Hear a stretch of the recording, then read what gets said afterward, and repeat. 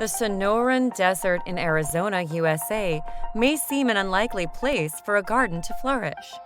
However, it is the most biodiverse desert in North America, and indigenous people have been growing food here for 4,000 years. Despite the harsh climate, schoolyards in Tucson, a city in this desert landscape, are bursting with color, thanks to the work of Professor Sallie Marston, Moses Thompson, and the University of Arizona's School Garden Workshop. In his work as a school counselor, Moses noticed that children who struggled in the classroom thrived in a garden environment, as being in the garden reduced their stress and anxiety. School gardens not only support emotional well-being by providing opportunities to enjoy nature, but they can also be used as learning resources.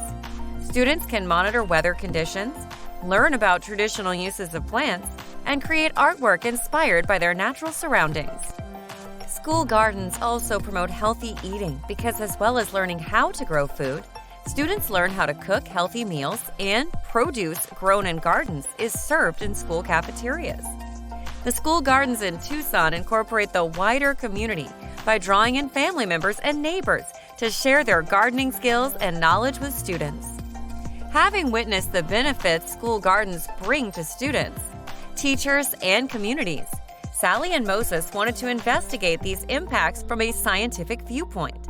They focused on the psychological concept of resilience and whether students have greater resilience if they attend a school with a garden. Sallie and Moses used the school closures caused by the COVID pandemic as the case study for their research.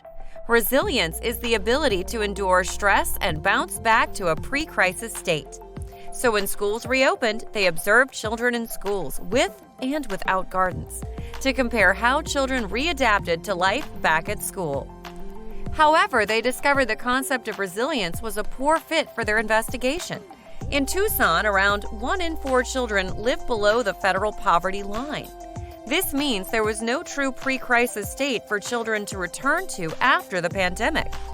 Instead, Sallie and Moses are comparing the well-being and self-determination of children with access to school gardens and those without.